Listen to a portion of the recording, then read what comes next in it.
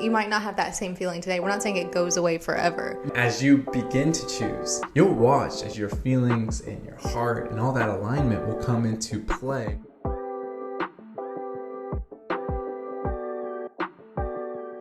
Welcome back to the Love Unscripted podcast, where we talk about matters of the heart from the heart. I'm your host, Arden Bevere, and I'm joined, of course, as always, with my lovely wife, Christian Bevere. I feel like you need to make up for that. Some lovely, beautiful, extravagant, hardworking. Extravagant. I don't know if I've ever been called extravagant as an adjective, but I like it. Good. Maybe I need to use that one more. I'm here for it. You don't know what you're here for, though, because you don't know the topic of this conversation. Exactly. Christian was not going to let me know what she was going to talk about on this podcast because she wants to, I guess, be surprised, get some raw reaction to things, ask me questions on the fly. So you guys are hearing these things just as soon as I am hearing them. Yeah, so this is a topical question that I think people ask, but it's honestly laced with other questions behind it. So answering it can be a little uncomfortable. That's why we're getting your raw reaction. I'm going to be raw reacting off your reaction. What do you think I'm going to ask you about? I feel like my wheels are turning. I'm just ready to jump into it. I don't even know. Well, there is a question that goes around, especially people that are in dating when they think about marriage, is we've heard the stigma that it's about 50% success rate with marriages, Well, which is devastating. And we want to do everything we can. That's part of what we do around this podcast, Relationship and Biases, because if you make the decision to get married, we want you to have a fulfilling and lasting marriage. So the question that people maybe in dating or even in they're already married, question. I'm gonna say this. Sorry, this just kind of kept springing up to my soul.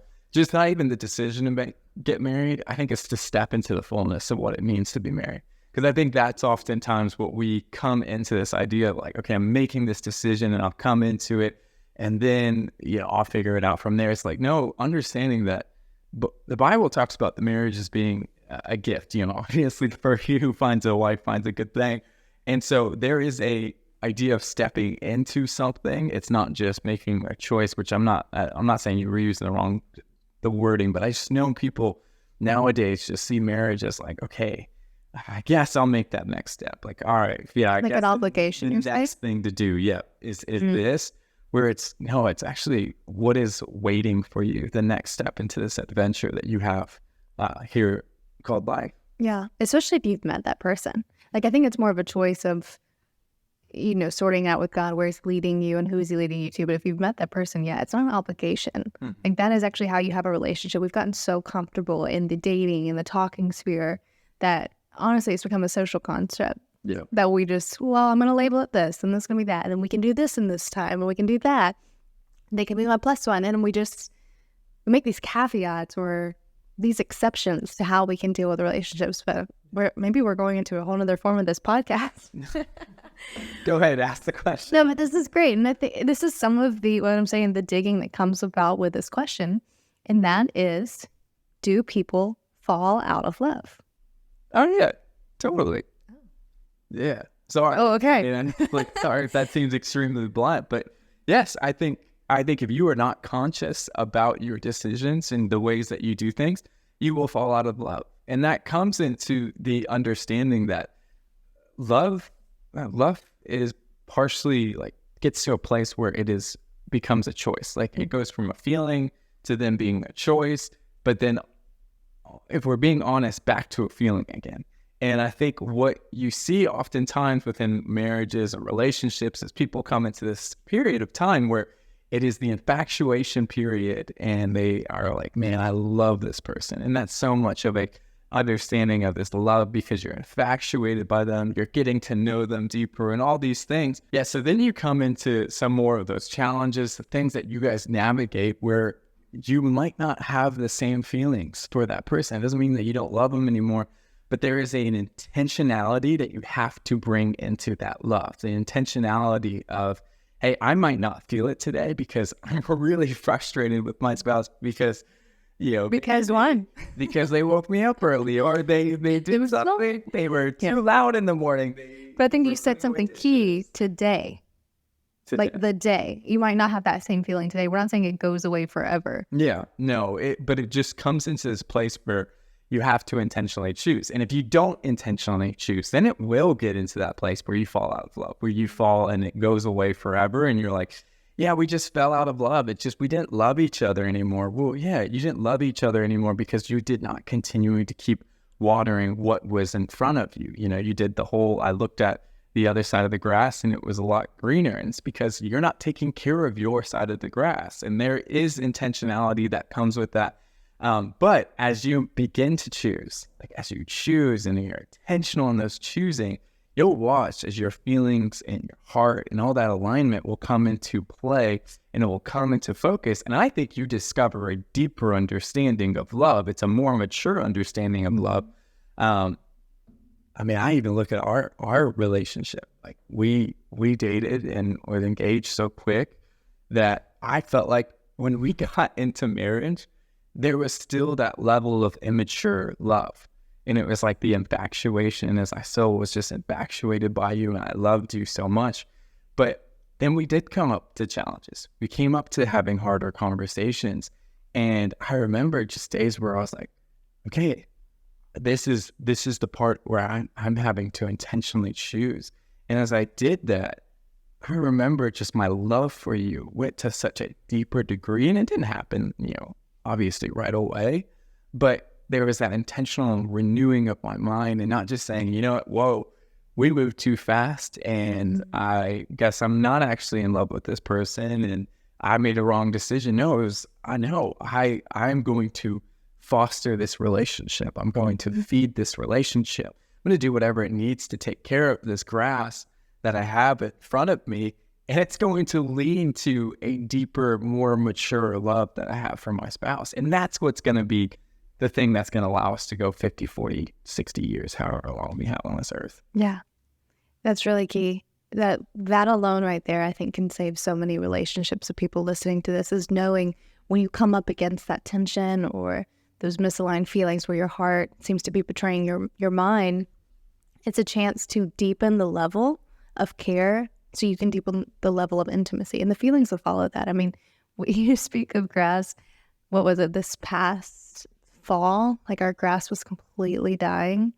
And you started taking like better care of it, and you're like, well, let's get the nutrients it needs. Let's like start mowing it and watering it. Like let's heighten how we're taking care of this, like our physical grass actually.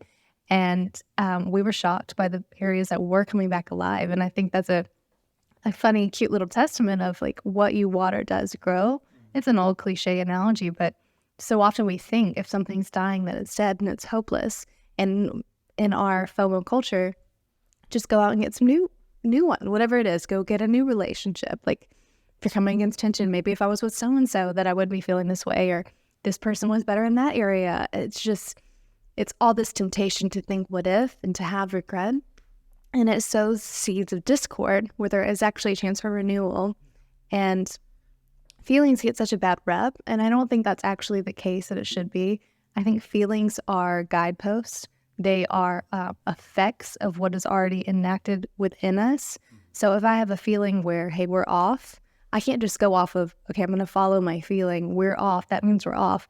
No, why am I feeling we're off? Is there something I need to tend to? Is there something we need to talk about? If I'm feeling a lot of love, that's an effect because we've been nurturing our relationship. So let's not say that feelings are bad. Let's not let them guide this. Let's see, these are symptoms almost of the heart. Well, I think it goes back to what we were saying before, is that feelings have to mature. I think that's the thing, is it's not bad, but they have to mature. And there's a level of tension and growth that has to happen in order for feelings to mature and for them to become like, this is the longevity. These are the feelings that are going to last. Like going back, of course, to grass analogy, didn't think we were talking about grass as much, but like with grass, there's a lot of intentionality that you have to go through. And I've discovered this, and I do not know how to take care of my lawn to the degree that some people do. We have neighbors with their grass. I think it's turf. Oh, like it looks so good. So perfect. And I am still trying to figure out how to get rid of the dead spots and little things like that. But as I went to the store and started asking questions about, well, what kind of lawn care do I need to get? What, do I need to aerate? Like, what do I need to do? There were so many questions that the guy had. that I didn't have answers for, because it was, what type of grass do you have? When was it put in? How much are you guys watering, and how much sunlight does it get? Like, just all these different questions. Does it have clovers coming up? What kind of weeds are you seeing? So many things that I was like, wow, I was Too many. not ready for this. But it shows you the uniqueness of your relationship. And if you come into it with this just one fix all thinking, I'm actually going to go ahead and just throw a bunch of things down. The reason why our grass did die and was dead is because I went into it where I just bought some fertilizer offline without doing a lot of research. And I just started throwing it all down, and I wasn't spreading it evenly. I was thinking, the more fertilizer I put in an area that might not be looking great, the better it's going to do. Realized that I actually over fertilized the grass, and was one of the biggest reasons why most of it had died.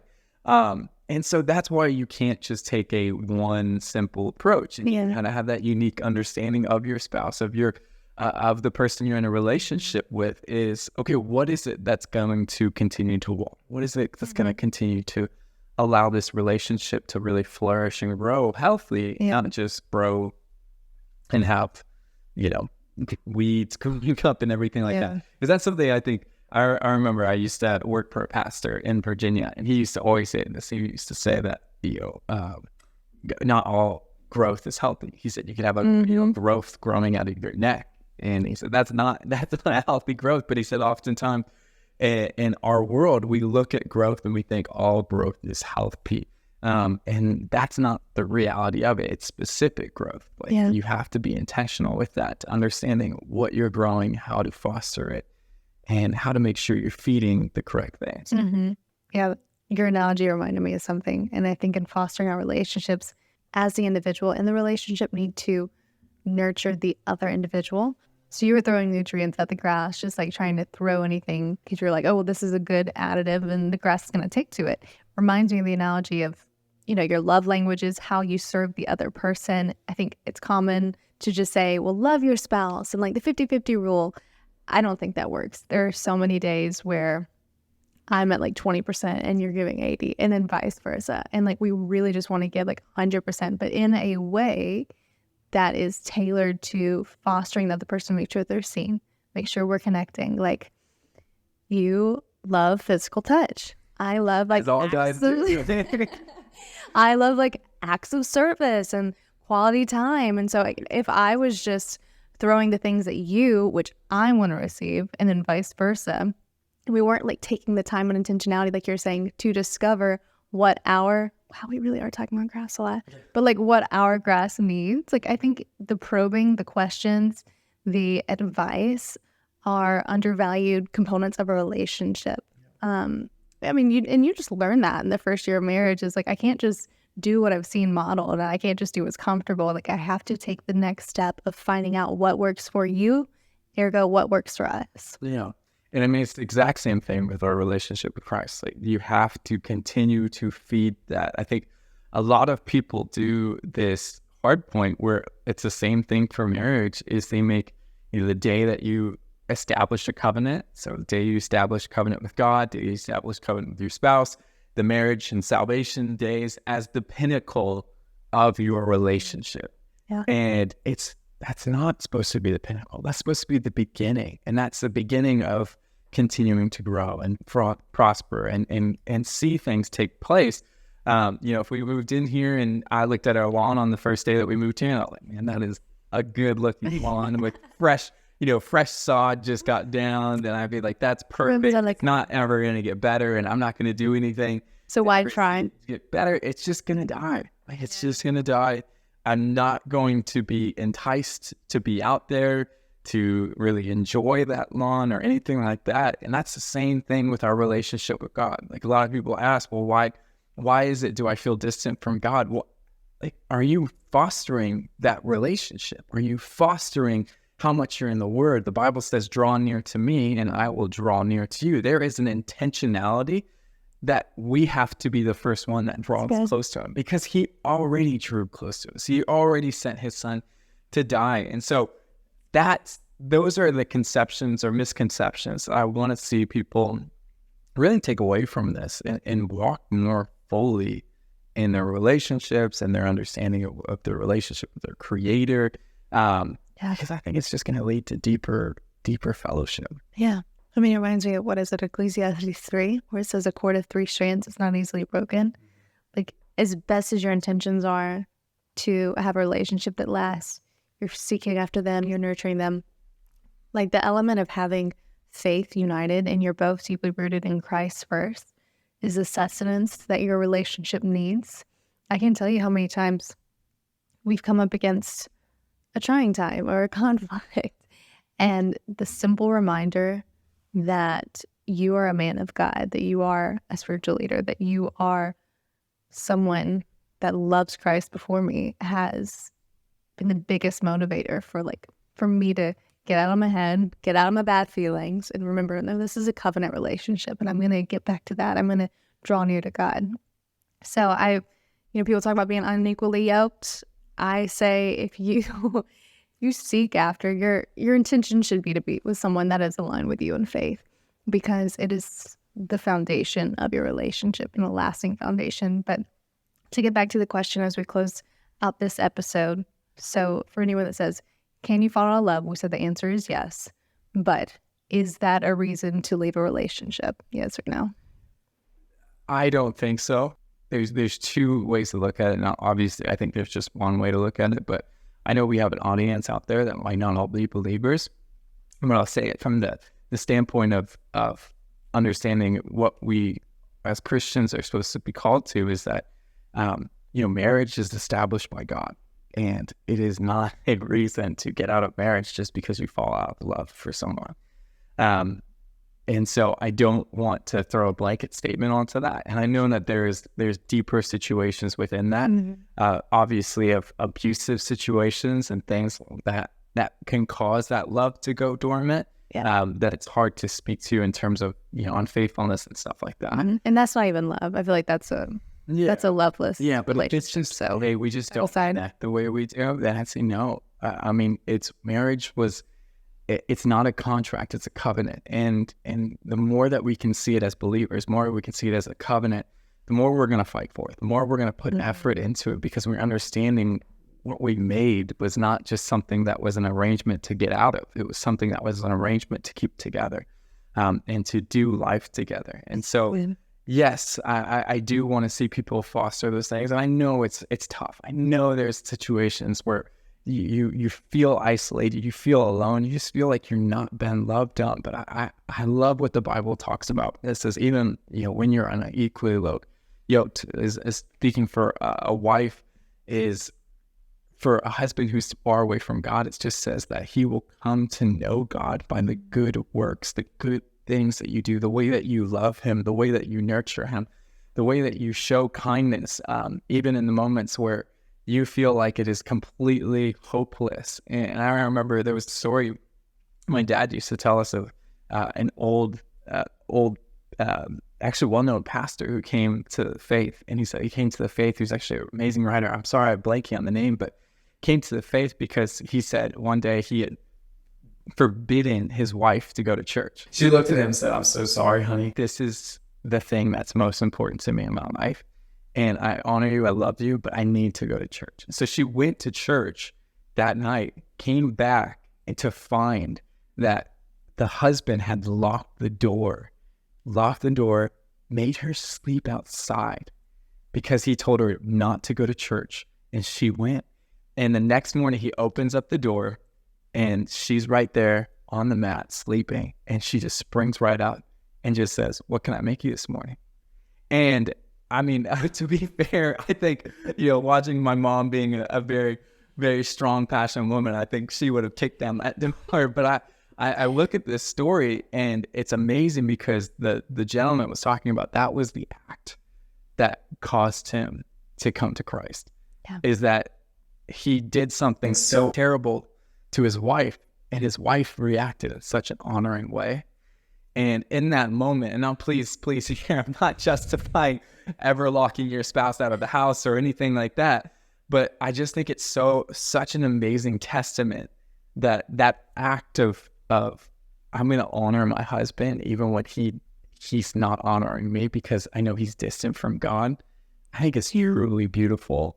And it led to that man becoming saved. And then also, like I mentioned, I wish I could remember his name, but he accomplished amazing things for the kingdom of God. Is it John Bevere? No, Not John Bevere. No, that leads into another conversation. I hope we can have it a different time, but the manner of responsibility of how we have expectation and treat those that do not yet know Christ. Like, it's such a different level. Because if you locked me out of the house, I would not just wake up and ask how to serve you, but I have an expectation knowing that you are a man of Christ, that you are close to God.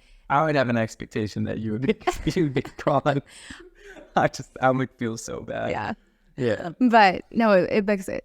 I say that to say I don't want to undervalue anyone that is in that situation of unequally yoked marriage. Like, that is probably one of the toughest, like, most character-rich relationships you can be in, is like knowing this person does not yet know Christ, and so like I have to treat them as Jesus treated anyone that did not yet know him. We want to be in relationships that outlast the feelings of the ebb and flow of feelings. We want to be in relationships that are not falling out of love, just having the understanding of how to deal past those moments. And so we hope that this can be helpful for anyone.